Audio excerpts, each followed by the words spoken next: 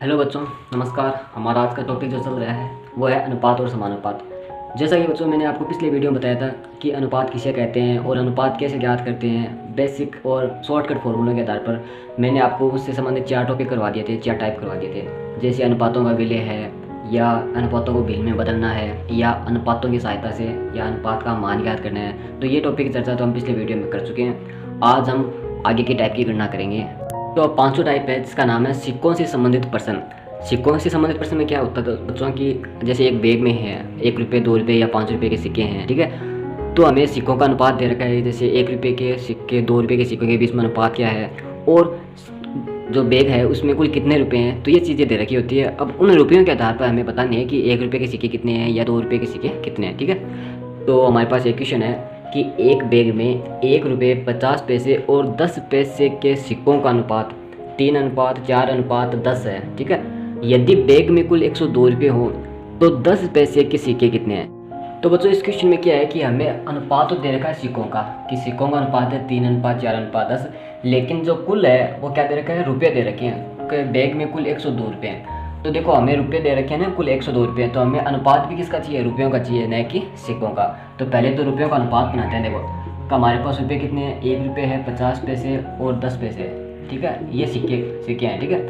और इन सिक्कों का अनुपात क्या है, सिक्कों का अनुपात है हमारे पास कितना, 3:4:10, ठीक है।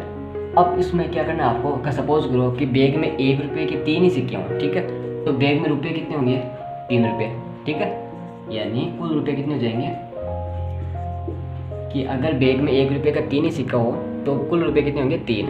और इसी प्रकार 50 पैसे के यदि 4 सिक्के हों तो बैग में रुपये कितने होंगे, 2, ठीक है। और 10 पैसे के अगर 10 सिक्के हों तो रुपये कितने होंगे, 1, ठीक है। इसका मतलब हमारे पास टोटल रुपये कितने हैं, 3, 2, 5, 1, 6। अब देखो 6 के बराबर, 6 अनुपात के बराबर हमें कितने रुपये दे रखे हैं, 102, ठीक है। तो 102 बराबर है किसके, 6 के। इनटू पूछा क्या है कि 10 पैसे के सिक्के कितने हैं, तो 10 पैसे के सिक्कों का अनुपात देखो कितने हैं, 10, तो इंटू कर दो 10 से, ठीक है। अब इसको काट दो, 6 से 6 का भाग देंगे कितनी बार जाएगा, 17 6 102, 17 बार, और 17 को 10 से गुणा करेंगे कितने आएंगे, 170। इसका मतलब बैग में जो है 10 पैसे के कितने सिक्के हैं, 10 पैसे के सिक्के हैं कितने, 170, ठीक है। ये हो गया क्वेश्चन। अब देखो हमारे पास एक क्वेश्चन और है कि एक बैग में 1 रुपये 50 पैसे और 25 पैसे के सिक्कों का अनुपात 3:4:5 है, ठीक है। 3 प्रकार के सिक्के हैं और तीनों का अनुपात दे रखा है। आगे लिखता है कि यदि बैग में कुल 125 रुपये हों तो 25 पैसे के कितने सिक्के हैं, ठीक है। तो इसका तरीका क्या है, हमें कुल रुपये दे रखे हैं ना, तो अनुपात भी रुपयों का चाहिए। तो पहले तो रुपयों का अनुपात बनाना है कि हमारे पास बैग में 1 रुपये 50 पैसे और 25 पैसे के सिक्के हैं, ठीक है। और उनका अनुपात दे रखा है कितना, 3:4:5। क्या करेंगे अपन, पहले तो रुपये को अनुपात से गुणा करके कुल रुपये ज्ञात किए जाएंगे, ठीक है। तो सपोज करो कि बैग में 1 रुपये के 3 ही सिक्के हों तो कितने रुपये होंगे, 3। 50 पैसे के यदि 4 सिक्के हो तो कितने रुपये होंगे, 2 रुपये होंगे। और 25 पैसे के 5 सिक्के हों तो कितने रुपये होंगे, 1 रुपये 25 पैसे होंगे, ठीक है। तो हमारे पास बैग में कुल कितने रुपये, देखो 3 रुपये, 2 रुपये और 1 रुपये 25 पैसे, कितने हो गए, 6 रुपये 25 पैसे। यानी बैग में अपने हिसाब से 6 रुपये 25 पैसे हैं, ठीक है। और 6 रुपये 25 पैसे के हिसाब से हमारे पास कितने रुपये दे रखे हैं, 125 रुपये, ठीक है। और पूछा क्या है, 25 पैसे के कितने सिक्के हैं, तो 25 पैसे के सिक्कों का अनुपात क्या है, 5 है ना। तो 25 पैसे के कितने सिक्के होंगे, तो इंटू कर दो 5 से, ठीक है। अब क्या करना है, देखो दोस्तों इसको सरल करना है। तो ये देखो पॉइंट हटाएंगे अगर इसका अपन, ठीक है। तो यहाँ पर 2 शून्य लगा देंगे, क्योंकि 2 शून्य बाद है ना, पॉइंट 2 संख्या बाद है तो आगे 2 शून्य लगा देंगे, ठीक है। अब इसको काटो, 25 से काट दो, तो देखो 25 बन जो 125, और 25 की स्क्वायर कितनी होती है, 425, ठीक है। अब 25 से काट दो, 25 ना 50, कितने हैं 20, और 20 को 5 से मल्टीप्लाई करो कितने आएंगे, 100। इसका मतलब कि 25 पैसे के बैग में कितने सिक्के हैं, 100 सिक्के हैं, ठीक है। अब देखो हमारे पास एक क्वेश्चन और है कि एक बैग में 1 रुपये, 2 रुपये और 10 रुपये के सिक्कों का अनुपात 5:2:1 है, ठीक है। 3 प्रकार के सिक्के हैं और उनका अनुपात दे रखा है। अब आगे लिखता है कि यदि बैग में कुल 190 रुपये हो तो 2 रुपये की सिक्कों की संख्या बताओ, ठीक है। अब बैग में क्या दे रखा है, कुल रुपये दे रखे हैं ना, तो अनुपात भी रुपयों का चाहिए। तो कैसे याद करेंगे, तो हमारे पास देखो बैग में 1 रुपये, 2 रुपये और 10 रुपये के सिक्के हैं, ठीक है। और उनका अनुपात क्या है, 5:2:1, ठीक है। तो अपन को क्या करना है कि इस रुपयों को सिक्कों का अनुपात ना उसे मल्टीप्लाई करके कुल रुपये ज्ञात करने हैं। तो सपोज करो अगर 1 रुपये के 5 सिक्के हों तो रुपये कितने होंगे 5, ठीक है। और उसी प्रकार देखो 2 रुपये के अगर 2 सिक्के हों तो रुपये कितने होंगे 4, और 10 रुपये का एक ही सिक्का हो तो कितना रुपये होंगे 10।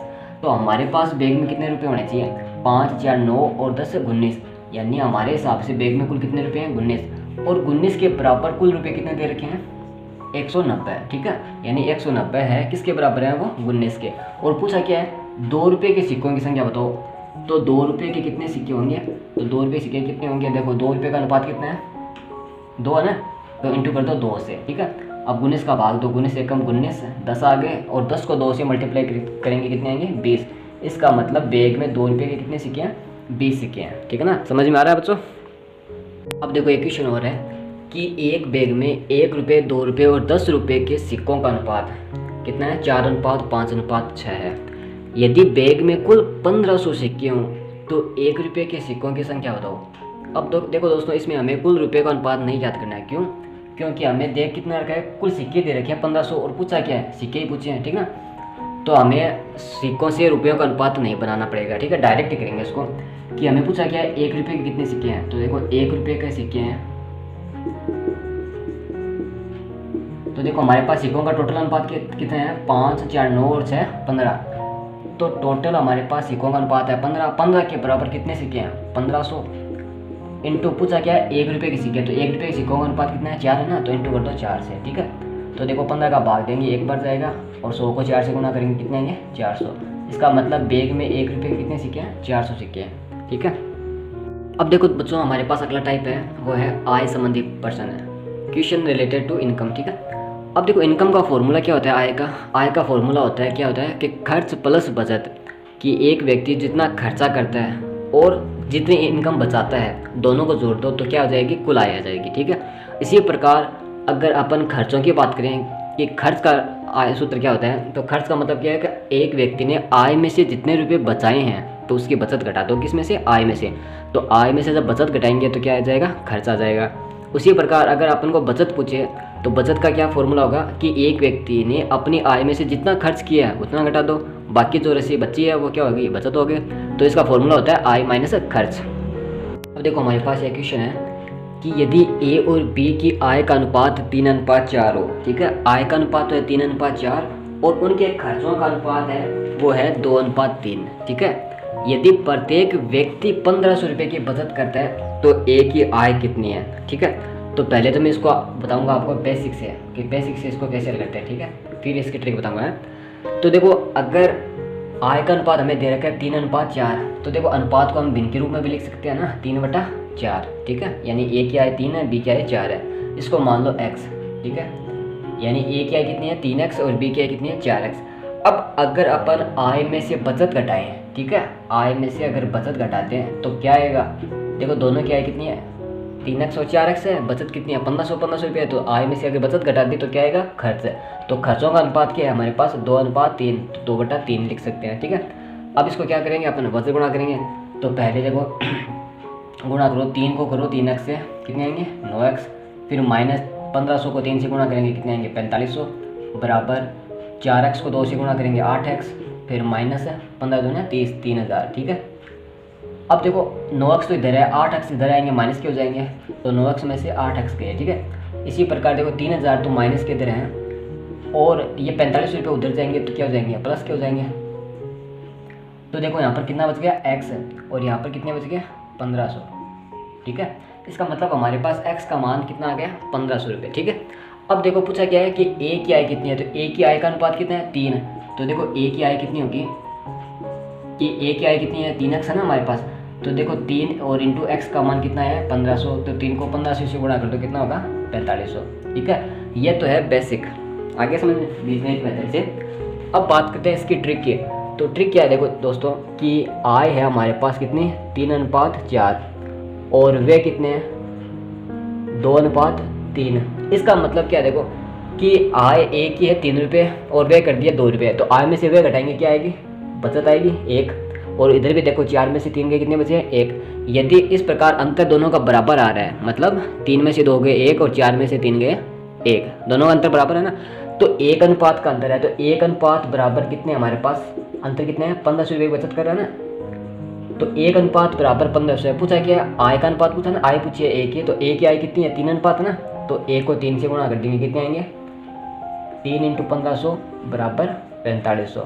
ठीक है, ये फॉर्मूला बेसिक जो है ट्रिक है ना, वो तभी यूज़ होगी जब हमारे पास बचत बराबर हो, मतलब प्रत्येक व्यक्ति अगर समान बचत करे ना तभी ये ट्रिक यूज़ करनी है। अगर बचत असमान हो तो हमें क्वेश्चन जो है वो बेसिक से ही करना पड़ेगा। ठीक है, अब देखो एक क्वेश्चन और हमारे पास कि यदि P और Q के आय का अनुपात 3:2 है, ठीक है, आय का अनुपात तो 3:2 है और खर्चों का अनुपात 5:3 है, और प्रत्येक व्यक्ति अगर 1000 रुपये की बचत करता है तो Q की आय कितनी है। ठीक है, तो पहले तो देखो बेसिक से क्या करेंगे कि आय अपन को दे रखी है 3:2, ठीक है, तो इसका मतलब P की आय कितनी है 3x और Q की आय कितनी है 2x। अगर आय में से अगर अपन बचत घटाते हैं, ठीक है, 1000 रुपये, तो हमारे पास क्या आ जाएगा, खर्चों का अनुपात आ जाएगा कितना 5:3। ठीक है, अब इसको वजह गुणा करेंगे तो देखो 5 को 2 से गुणा करो कितने आएंगे 10x, माइनस 1000 को 5 से गुणा करो कितने आएंगे 5000, बराबर 3 को 3x से गुणा करेंगे कितने आएंगे 9x, माइनस 3 को 1000 से गुणा करेंगे कितने आएंगे 3000। ठीक है, अब करना क्या है कि 10x में से 9x गए, क्योंकि पक्षांतर करेंगे ना, तो 10x में से 9x गए कितने बचे 1x या x। ठीक है, बराबर अब इधर देखो माइनस के 3000 है और ये 5000 माइनस के उधर जाएंगे, किसके हो जाएंगे प्लस के हो जाएंगे, तो प्लस के 5000 में से 3000 गए कितने बचे 2000। इसका मतलब x का मान आ गया हमारे पास 2000। अब पूछा क्या है Q की आय कितनी है, तो Q की आय कितनी मानी अपन ने 2x, तो Q की आय कितनी होगी 2 गुणा x का मान कितना है 2000 है ना, तो 2 गुणा 2000 बराबर 4000। इसका मतलब Q की आय कितनी होगी 4000। ठीक है, ये तो हो गई बेसिक। अब बात करें ट्रिक की, तो ट्रिक देखो दोस्तों इसमें क्योंकि अंतर है ना वो समान नहीं है। ठीक है, अगर समान अंतर नहीं हो तो ट्रिक कैसे यूज़ करेंगे, देखो कि हमारे पास आय का अनुपात तो दे रखा है कितना 3:2 और व्यय का अनुपात कितना दे रखा है खर्चों का 5:3। अब पहले तो दोस्तों इसमें एक चेक करो आप कि अंतर बराबर नहीं है, कि देखो 3 और 5 अंतर कितने का है 2 का, और इधर 2 और 3 अनुपात का अंतर कितना है 1 का। ठीक है, अनुपात में अंतर समान नहीं है ना, तो पहले तो अपन को समान अनुपात बनाना पड़ेगा। कैसे बनाएंगे, देखो कि आय और व्यय का अनुपात है ना समान करना पड़ेगा। कैसे करेंगे कि अब इसमें देखो अंतर कितना है 3 और 2 में अंतर कितने का है 1 का अंतर आ रहा है ना, और 5 और 3 में अंतर कितने का आ रहा है 2 का अंतर आ रहा है। तो अपन देखो सही अंतर कैसे याद करेंगे कि इसमें व्यय में 2 का अंतर है ना, 2 को तो मल्टीप्लाई करेंगे इस अनुपात से और 1 को मल्टीप्लाई करेंगे इस अनुपात से। ठीक है, तो पहले तो 3:2 है उसको मल्टीप्लाई करो 2 से मल्टीप्लाई करेंगे तो 3 दूनी 6 अनुपात 2 दूनी 4, तो आय का अनुपात तो हो गया 6:4 और व्यय का अनुपात देखो किससे मल्टीप्लाई करना है 1 से। ठीक है, तो 5 को 1 से गुणा करेंगे 5 और 3 को 1 से गुणा करेंगे 3। ठीक है, अब देखो इसमें अंतर की समान आ रहा है क्या, 6 और 5 अंतर कितने का 1 का, 4 और 3 अंतर कितने का 1 का, अनुपात में अंतर समान आ गया ना, तो 1 अनुपात का अंतर है। ठीक है, अब देखो 1 के बराबर हमें अंतर कितना दे रखा है, प्रत्येक व्यक्ति 1000 रुपये की बचत करता है, तो 1 अनुपात बराबर 1000 रुपये है। ठीक है, अब पूछा क्या है कि Q की आय कितनी है, तो Q की आय का अनुपात देखो कितना है 4 है ना, तो Q की आय कितनी होगी कि 1 अनुपात बराबर 1 अनुपात बराबर 1000 है, तो 4 अनुपात बराबर कितने होंगे 4000।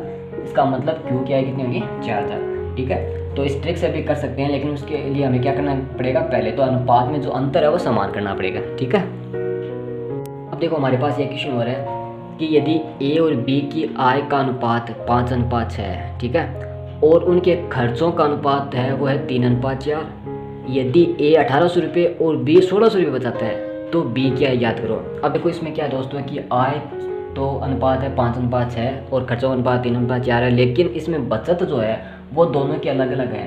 A तो 1800 रुपये बचाता है और B 1600 रुपये बचत करता है। ठीक है, अगर बचत अलग अलग हो तो वो ट्रिक काम नहीं करेगी। ठीक है, वो ट्रिक तभी काम करती है जब बचत समान हो। तो इसको अपन बेसिक शेयर करेंगे, तो देखो कि आय का अनुपात है 5:6, तो इसको मानेंगे 5x और 6x। ठीक है, और आय में से जब अपन बचत घटाएंगे कितनी है 1800 A की और B की कितनी है 1600, तो आय में से अगर बचत घटाते हैं तो क्या आएगा खर्चों का अनुपात आ जाएगा 3:4 या 3/4। ठीक है, अब इसको आप बचत गुणा करो, तो देखो 5x को 4 से गुणा करेंगे कितने आएंगे 20x, फिर माइनस 1800 को 4 से मल्टीप्लाई करेंगे कितने आएंगे 1800 को 7200, बराबर 3 को मल्टीप्लाई करेंगे 6x से तो कितने आएंगे 18x, माइनस 16 48 तो 4800। ठीक है, अब देखो इधर 20 एक्स है और ये 18 एक्स इधर आ जाएंगे, किसके हो जाएंगे, माइनस के, बराबर इधर माइनस के 4800 हैं और ये 7200 उधर जाएंगे बराबर के, तो क्या हो जाएंगे, प्लस के 7200 हो जाएंगे।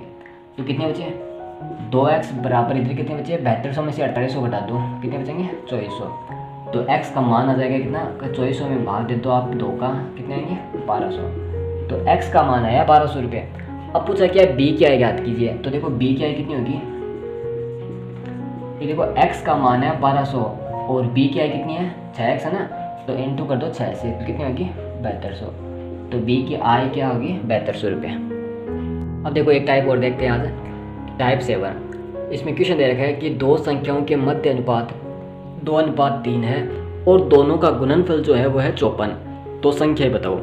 तो इसको कैसे करेंगे, देखो कि दो संख्या है हमारे पास, उनका अनुपात क्या है, 2:3। तो अब ऐसे मानेंगे कि पहली संख्या है वो 2x है और दूसरी संख्या क्या है, 3x है।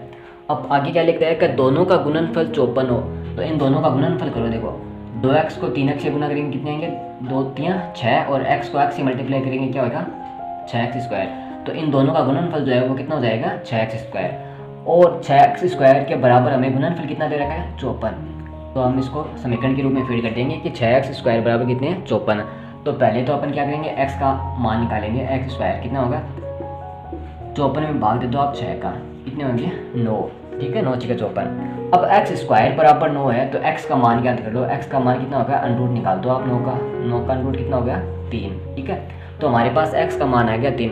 अब देखो पहली संख्या क्या है, पहली संख्या है 2x, तो 2x है ना, तो 2 और गुणा x का मान कितना है, 3 है, तो 2 को 3 से मल्टीप्लाई करो, कितने होंगे, 6। तो पहली संख्या होगी 6 और दूसरी संख्या हमारे पास है 3x, तो 3 को मल्टीप्लाई करो, x के मान कितना है, 3 से, तो 3 3 9, तो दूसरी संख्या होगी 9 और इन दोनों का मल्टीप्लाई देख लो कितना होता है, 54, है ना, दोनों का गुणनफल कितना है, 54। तो इस प्रकार से अपन को हल करना है। अब देखो हमारे पास ये क्वेश्चन हो रहा है कि 3 संख्याओं के मध्य अनुपात है 2:3:4, ठीक है। तो देखो हमारे पास 3 संख्याएं हैं, पहली है 2, दूसरी है 3 और तीसरी है 4। अब इसको अपन क्या मान लेंगे, x मान लेंगे। तो पहली संख्या 2x है, दूसरी 3x है, तो तीसरी 4x है, ठीक है। तथा इनके वर्गों का योग, तो इनका वर्ग करो। देखो 2 का स्क्वायर कितना होता है, 4 और x का स्क्वायर x²। 3 का वर्ग कितना होता है, 9x² और 4 का 16x², ठीक है। इनके वर्गों का योग है, तो इनका योग कर लो आप, कितना होगा, 4 और 9 13, 13 और 16 29, तो योग कितना हो गया, 29x² बराबर हमारे पास योग कितना है, 1044। तो 29x² बराबर कितना है, 1044। तो पहले x² का मान ज्ञात कर लो, x² का मान ज्ञात करेंगे तो क्या करेंगे, पहले 1044 में अपन भाग देंगे किसका, 29 का, तो 29 का भाग दो, तो 29 87, 3 बार गया, 104 में से 87 घटाओ, कितने बचेंगे, 17, 4 उतारेंगे, कितने हो गए, 174 और 29 ठीक है 174। तो x² का मान कितना आ गया, 36। अब x का मान ज्ञात करेंगे तो क्या करेंगे, 36 का रूट निकाल दो आप, कितना आएगा, 6, ठीक है। अब देखो पहली संख्या क्या होगी, फर्स्ट संख्या क्या है कि 2x है ना, तो देखो 2 और x का मान कितना है, 6, तो 2 को 6 से मल्टीप्लाई करेंगे, कितने आएंगे, 12, तो पहली संख्या हो जाएगी 12। और सेकेंड क्या है, 3x है, तो 3 इंटू x का मान 6 है, तो कितनी होगी, 18। और तीसरी संख्या क्या है, 4x है, तो 4 गुना 6 बराबर कितनी होगी, 24। तो इस प्रकार अपन तीनों संख्याएं याद कर लेंगे, ठीक है। तो आज के लिए इतना ही, बाकी जो टाइप रह गए हमारे पास 2 या 3 टाइप और रह गए, तो वह मैं आपको बताऊंगा अगले वीडियो में, ठीक है। तो तब तक के लिए देखते रहिए हमारा चैनल स्टडी फर्स्ट ऑनलाइन, और हमारे चैनल को आप सब्सक्राइब कीजिए और शेयर कीजिए। तो आज के लिए इतना ही, बाकी जो 2-3 टाइप इसके रह गए हैं वह मैं आपको अगले वीडियो में बताऊँगा। तब तक के लिए आप हमारा चैनल देखते रहिए और कमेंट करके बताइए कि आपको ये क्वेश्चन कैसे लगे हैं, ठीक है। और अगर कोई प्रॉब्लम हो तो आप उसको कमेंट करके बता सकते हैं, और उस प्रॉब्लम पर मैं आपको अगले वीडियो में बता दूंगा, ठीक है। धन्यवाद।